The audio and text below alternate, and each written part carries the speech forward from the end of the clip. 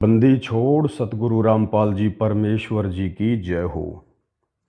सत्साई भाई और बहनों, दया परम पिता परमेश्वर जी की, सारी सृष्टि के रचनहार कुल मालिक सतगुरु रामपाल जी भगवान की, जिनके विशेष आशीर्वाद से, शुभ आशीर्वाद से आप और हम सभी सत्सेवक भाई बहन निरंतर साथ संगति से जुड़कर भक्ति मार्ग पर आगे की ओर बढ़ रहे हैं।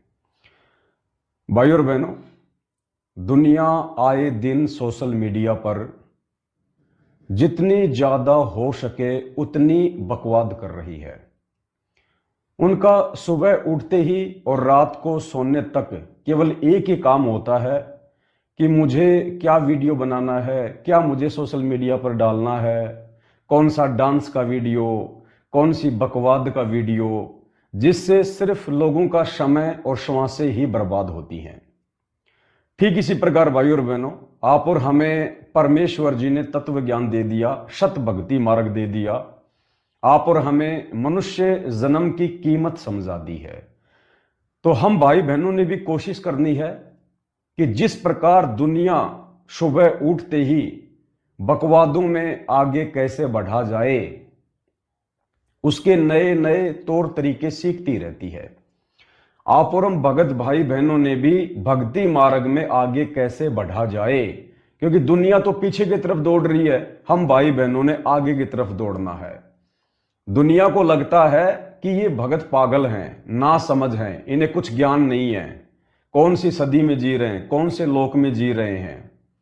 लेकिन दुनिया आध्यात्म से अपरिचित है, इसलिए दुनिया निरंतर पीछे की ओर दौड़ रही है और सोच रहे हैं कि हम तो आगे की ओर दौड़ रहे हैं। लेकिन आगे की ओर तो केवल भक्ति मार्ग पर लगे हुए भगत भाई बहन ही दौड़ रहे हैं। और ये दौड़ किसकी सफल है, किसकी असफल है, आने वाले कुछ ही समय में इसका पता दुनिया को चल जाएगा, क्योंकि हम सब युग परिवर्तन के दौर से गुजर रहे हैं। और आने वाले समय में केवल भक्ति ही ठिकाना है। जिसके पास भक्ति धन है, जिसने परमात्मा को प्रसन्न किया है, अपने गुरुदेव को प्रसन्न किया है, वही आत्माएं आने वाले महाविनाशकारी समय में जो है सर्व कर पाएंगी। तो भाई और बहनों, दास को परमात्मा जो जो प्रेरणा करते हैं, दास पहले उसको अपने खुद के भक्ति जीवन में अप्लाई करता है, और जब मेरी आत्मा उसको स्वीकार करती है कि हाँ बिल्कुल सही है, इस प्रकार करने से हमें कोई नुकसान नहीं है, वरन हमें फायदा ही फायदा है, और ऐसा करने से गुरुदेव भगवान भी प्रसन्न होंगे, और हमारे भाव, हमारी श्रद्धा, हमारा समर्पण भी गुरुदेव के चरणों में निरंतर आगे की ओर बढ़ेगा। उसके बाद दास वो फॉर्मूले आप भगत भाई बहनों के सामने पेश करता है। तो आज परमात्मा ने एक छोटी सी प्रेरणा और की है, दास पिछले 2-3 दिनों से वो कर रहा है, और वास्तव में बेहद लाभदायक है, और आनंद भी आता है, भाव भी बनते हैं। पहले हम सभी भगत भाई बहनों ने प्रथम मंत्र जाप के विषय में एक वीडियो बनाकर समझा और जाना कि हमने प्रथम मंत्र करते समय किस प्रकार से अपने गुरुदेव को मानसिक दंडवत करना है। जब हम प्रथम मंत्र के 7 मंत्रों में से शुरू का मंत्र बोलते हैं और लास्ट का मंत्र बोलते हैं, उन दोनों मंत्रों के समय हमें कैसे गुरुदेव भगवान के चरणों में झुककर मानसिक दंडवत प्रणाम करना चाहिए।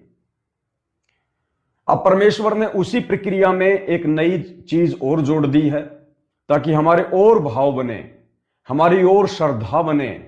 और भगत तो इसी चीज की तलाश में रहेगा कि कैसे मैं ज्यादा से ज्यादा अपने गुरुदेव के निकट रहूं, कैसे ज्यादा से ज्यादा मेरे भाव अपने गुरुदेव के चरणों में बने, कैसे मैं भक्ति मार्ग में निरंतर आगे की ओर बढ़ूं। क्योंकि भगत संसार को देख के नहीं चलता है, भगत सांसारिक भौतिक वस्तुओं को देखकर नहीं चलता है, दुनिया की अंधाधुंध जो भाग दौड़ मची हुई है, भगत उसको देख के नहीं चलता है। भगत को केवल अपना आत्म कल्याण दिखाई देता है, भगत को केवल अपना गुरु दिखाई देता है, भगत को केवल अपनी मर्यादा दिखाई देती है। तो प्रथम मंत्र जाप के विषय में उसी से संबंधित एक और प्रेरणा गुरुदेव ने छोटी सी दास को की है। सोचा आप सभी भगत भाई बहनों के साथ में शेयर करूं और हम इसका भरपूर फायदा उठाएं। वैसे तो भाई और बहनों, हम प्रथम मंत्र का जाप करते हैं, सभी भाई बहन बैठ के करते हैं, शांति से करते हैं, चलते फिरते, खाते पीते, उठते बैठते, अपना काम धंधा करते करते, अपने ऑफिस में मजदूरी में आते जाते समय भी हम मंत्र का जाप ही करते हैं, जिसको सतनाम मिला है या जिसको प्रथम नाम मिला है।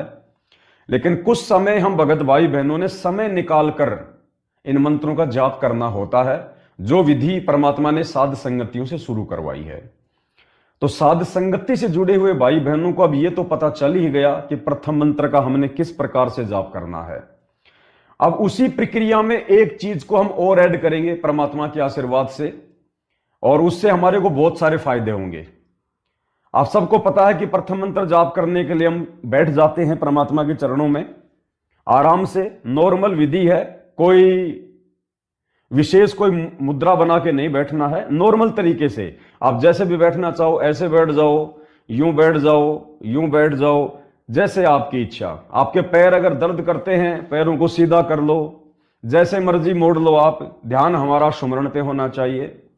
तो जैसे हम भाई बहन प्रथम मंत्र का जाप करते हैं बैठकर, और अब आप और हम सभी को पता है कि सबसे पहले प्रथम मंत्र का जो प्रथम जाप है, जो गुरुदेव ने सार्वजनिक किया हुआ है, सत सुकृत अविगत कबीर, उस मंत्र को बोलते समय हम भाई बहन अपने मन में ये कल्पना करते हुए कि सामने मेरे पूज्य गुरुदेव भगवान सिंहासन पर विराजमान है, उनके चरण कमल नीचे किसी साफ वस्त्र के ऊपर रखे हुए हैं, और प्रथम मंत्र का जाप करते समय मैं उनके चरणों में बैठा हूं, और प्रथम मंत्र का प्रथम मंत्र बोलते समय मैं झुककर और मानसिक रूप से अपने गुरुदेव के चरणों में अपना माथा नवाता हूं। सत सुकृत अविगत कबीर। उसके बाद आराम से हम आ जाते हैं, फिर बीच के जो 5 मंत्र हैं देवी देवताओं के, हम उनका जाप करते हैं। फिर लास्ट का जो मंत्र है 7वां मंत्र, उस मंत्र को जाप करते समय फिर हमारी सुरती हमारे गुरुदेव के चरणों में जाएगी, और फिर जब हम प्रथम मंत्र का फिर से जाप कर लेंगे सत सुकृत अविगत कबीर का, फिर हम वापस अपने गुरुदेव के चरणों से हटेंगे।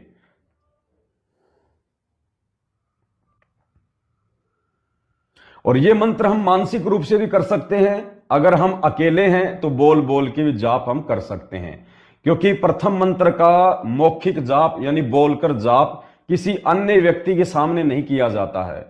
अगर कोई उपदेशी है, उपदेशी के साथ में हम बोल के कर सकते हैं। यदि कोई अनुपदेशी है जिसने नाम दीक्षा नहीं ली हुई है, उसके सामने हम किसी भी मंत्र का बोल के जाप नहीं कर सकते। तो इसी प्रक्रिया में भाई और बहनों, परमात्मा ने दास को जो प्रेरणा की है वो ये है कि हम जब थोड़ा बहुत थक जाते हैं, क्योंकि भगत मान लीजिए आधा घंटा बैठा है, 20 मिनट बैठा है, मान लीजिए उसके घुटने दर्द करने लग गए हल्के फुल्के, या उसको नींद वगैरह आ रही है, या उबासी वगैरह आ रही है, कोई आलस से आ रहा है, तो परमात्मा ने दास को प्रेरणा की कि बेटा आलस से भी नहीं आएगा, घुटने भी दर्द नहीं करेंगे, नींद भी नहीं आएगी, और आपका प्रथम मंत्र भी पूरा हो जाएगा, और साथ में परमात्मा का और आशीर्वाद मिल जाएगा। उसके लिए हमने क्या करना है, हमने मान लीजिए आपने 20 मंत्र कर लिए आराम से बैठ के, परमात्मा को 20 मंत्र आपने आराम से कर लिए, जो विधि हम सभी भाई बहनों को पता है प्रथम मंत्र की। उसके बाद हमने क्या करना है, हम इस मुद्रा में आ जाएंगे, नॉर्मल मुद्रा, कोई दिक्कत नहीं, जो जैसा आना चाहिए वैसा। क्योंकि मान लीजिए 20 मिनट हो गए हमारे को जाप करते हुए, या हमने 20 मंत्र जाप कर लिए, घुटने में कोई दर्द हो रहा है, हम सीधा करना चाहते हैं, तो हम इस मुद्रा में आ जाएं, और मंत्र हमने वही करना है जो पूज्य गुरुदेव भगवान ने बताया है। अब उस मंत्र को जाप करते समय हमने वही मन में कल्पना करके कि सामने मेरे पूज्य गुरुदेव भगवान विराजमान है, और अब उनके श्री चरण कमल में मुझे उसी प्रकार से मेरे मंत्र करने हैं। तो प्रथम मंत्र हमने उसी प्रकार से सत सुकृत अविगत कबीर, और हमने अपने गुरुदेव के चरण कमल में इस प्रकार से माथा टेकना है, प्रणाम करना है गुरुदेव भगवान को। उसके बाद फिर हम वापस यूं आ जाएंगे, फिर बीच बीच के जो 5 मंत्र हैं हम आराम से बोल के कर लें। फिर लास्ट का जो मंत्र है 7वें मंत्र में, उस मंत्र को बोलते समय फिर हम गुरुदेव के चरणों में अपना माथा नवा देंगे, और उस मंत्र को बोलने के बाद फिर प्रथम मंत्र का जो प्रथम मंत्र है सत सुकृत अविगत कबीर, वो भी हमने इसी प्रकार से बोलना है। फिर वापस हम यूं आ जाएंगे नॉर्मल मुद्रा में। यानी प्रथम मंत्र के शुरू का और लास्ट का जो मंत्र है वो हमने गुरुदेव के चरणों में झुकते समय करना है, और बीच के जो 5 मंत्र हैं वो करते समय हमने नॉर्मल इसी स्थिति में आ जाना है। तो हमारा गुरुदेव भगवान को दंडवत प्रणाम भी हो जाएगा बारंबार, हमारा ध्यान भी हमारे गुरुदेव भगवान के चरणों में जाएगा बारंबार, बारंबार गुरुदेव भगवान को हमारी बंदगी भी हो जाएगी। तो इस प्रकार से हम चाहे 5 मंत्र करें, चाहे हम 10 मंत्र करें, जब हमारे ये मंत्र हो जाएं 5 या 10, जितनी आपकी इच्छा, सत सुकृत अविगत कबीर, यानी परमात्मा के चरणों में सिर निवाने के बाद हमने उस मंत्र का जाप करना है, सत सुकृत अविगत कबीर। उसके बाद फिर हम नॉर्मल मुद्रा में आ जाएंगे। आप यूं भी रह सकते हैं, कोई दिक्कत नहीं है। इसको कहते हैं बंदगी, यानी बारंबार गुरुदेव भगवान के चरणों में उस मंत्र का जाप करते समय प्रणाम। उसके बाद फिर आप नॉर्मल बैठ जाओ, कोई दिक्कत नहीं। आपको लगता है कि मैंने 5 मंत्र वैसे कर लिए, मैंने 10 वैसे कर लिए, फिर हम भाई बहन नॉर्मल बैठ जाए मालिक के चरणों में, फिर हम अपनी उसी विधि से अपने मंत्र जाप करें परमात्मा के। फिर मान लीजिए हमने 20 मंत्र जाप कर लिए, फिर हमारा कोई घुटना दर्द करने लग गया और कोई है दिक्कत वगैरह, तो कोई दिक्कत नहीं, फिर हम वापस उसी मुद्रा में आ जाएं परमात्मा के। फिर हम अपने 10-15 मंत्र इस प्रकार से गुरुदेव को दंडवत प्रणाम करते समय हम करें, सत सुकृत अविगत कबीर। फिर बीच के 5 देवताओं के मंत्र ये हमने आराम से नॉर्मल स्थिति में करने हैं। फिर लास्ट का जो मंत्र आएगा फिर हमने अपने गुरुदेव के चरणों में समर्पित कर देना है। और फिर जो प्रथम मंत्र का प्रथम मंत्र है उसको बोलते समय फिर हमने उसके बाद वापस खड़ा होना है, सत सुकृत अविगत कबीर। फिर नॉर्मल आ जाओ। तो आप ये जितने चाहो उतने आप बीच बीच में आप ये कर सकते हैं। तो इससे हमारा क्या होगा, एक तो हमारे घुटने दर्द कर रहे हैं तो भी कोई दिक्कत नहीं है, हमें नींद भी नहीं आएगी, हमें कोई आलस्य भी नहीं आएगा, ना हमारा ध्यान भटकेगा, और हमारे भाव अपने गुरुदेव के चरणों में बारंबार बनेंगे। हमारा ध्यान अपने गुरुदेव के चरणों में रहेगा और हमारी गुरुदेव के चरणों में बंदगी भी हो जाएगी, बंदगी भी। और जब भी हम परमात्मा के दरबार में जाएं, जैसे हमने परमात्मा जी का बेड लगा रखा, उनका आसन लगा रखा है, तो जब भी हम परमात्मा के दरबार में जाएं तो इसी प्रकार से हम 4 या 5 मंत्र कम से कम हम वहां पर जरूर करें, परमात्मा को समर्पित हम करें उस दरबार में जाते ही। और वही यदि आपने चेयर लगा रखी है बहुत अच्छी बात है, सिंहासन लगा रखा है बहुत अच्छी बात है, बेड लगा रखा है बहुत अच्छी बात है, अन्यथा परमात्मा के दरबार के सामने इसी प्रकार से हमने मानसिक कल्पना करते हुए कि सामने गुरुदेव भगवान सिंहासन पर विराजमान है और दास अपने गुरुदेव को 4-5 मंत्र, प्रथम मंत्र के 5, 7, 10 जितनी भी आपकी इच्छा है उसी प्रकार से हमने परमेश्वर को करने हैं, सत सुकृत अविगत कबीर। फिर बीच के 5 मंत्र, फिर लास्ट का मंत्र मालिक के चरणों में, फिर सत सुकृत अविगत कबीर। इस प्रकार से हमने, क्योंकि हमने भाई और बहनों परमात्मा को खुश करना है। दुनिया को हमने बहुत खुश कर लिया, बकवाद तो दुनिया कर ही रही है, हमने भी अपने असंख्य जन्मों में बकवादें की हैं, और इस जन्म में जब तक हम गुरुदेव भगवान के चरणों में नहीं आए थे हमने बकवादें की हैं, भक्ति नहीं की हैं। अब हमें गुरुदेव ने भक्ति का मौका दिया है परमात्मा ने, तो भाई और बहनों जिस प्रकार से हम बकवादों में 1 नंबर पर थे, अब हमने भक्ति में भी 1 नंबर पे होना है। हमने कोई भी वो मौका अपने हाथ से नहीं गंवाना है जिस मौके से हमारे गुरुदेव भगवान प्रसन्न हों, हमारे भक्ति भाव बढ़े अपने गुरुदेव के चरणों में। तो दास को परमात्मा ने छोटी सी प्रेरणा की थी, मैंने आपको साझा कर दी, और दास पिछले 2-3 दिनों से इसी प्रकार से कर रहा है। और इस प्रकार के करने से भक्ति मार्ग में दास के हिसाब से जहां तक ज्ञान आधार मुझे परमात्मा ने दिया है, भक्ति मार्ग में कोई चेंजमेंट नहीं है। इस प्रकार के करने से परमात्मा के नाराज होने का तो कोई सवाल ही नहीं है, उल्टा परमात्मा प्रसन्न होंगे कि देखो मेरे बच्चे किस प्रकार से ज्ञान को आधार बना के और मुझे प्रसन्न करने में लगे हुए हैं। तो हमने कोई शर्मा शर्मी नहीं करनी भाई और बहनों। देखो मुसलमान भाई बहन जो नमाज करते हैं ना, नमाज का मतलब होता है स्तुति करना, प्रार्थना करना, विनती करना। अब ये है तो इनका तरीका बहुत सही नमाज करने का, लेकिन इनको सतगुरु नहीं मिला हुआ, इनको वास्तविक भक्ति नहीं मिली हुई।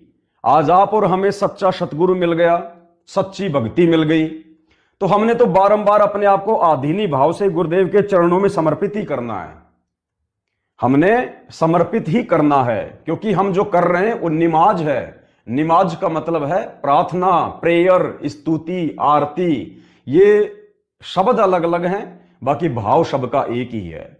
हिंदू भाई उसको आरती कह देते हैं, मुसलमान भाई उसको नमाज कह देते हैं, हम उसको तीनों समय का नित्य नियम बोल देते हैं।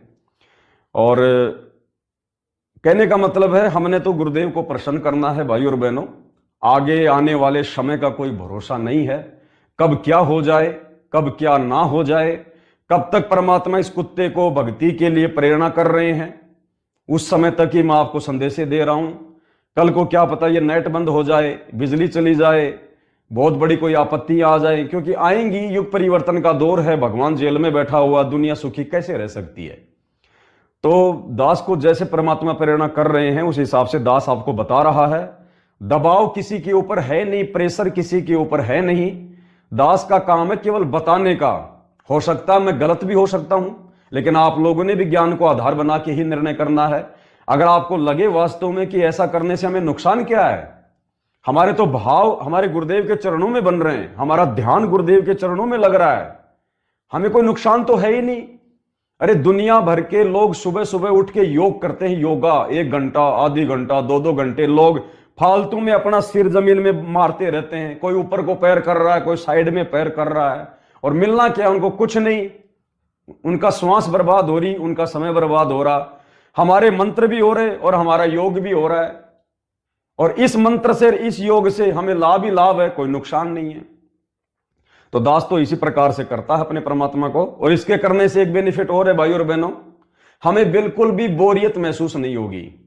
अगर किसी को मंत्र करते समय यह लगता है भाई मंत्र 40 हुए कि नहीं हुए, 50 हुए कि नहीं हुए, मेरी माला कब पूरी होगी, जैसे होता है ना, थोड़ा सा मन अंदर प्रेरणा करता है, बहुत ज्यादा मतलब कोशिश करने पर भी मंत्र नहीं हो पाते पूरे।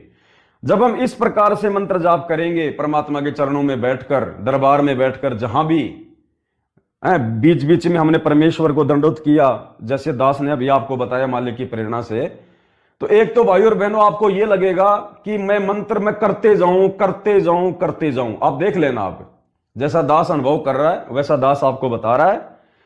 दास ये सोचता है कि मैं करता रहूं करता रहूं। 20 मंत्र मैंने आराम से बैठ के कर लिए, उसके बाद में 7 या 8 मंत्र मैंने परमेश्वर को दंडवत प्रणाम करके मैंने वैसे कर लिए।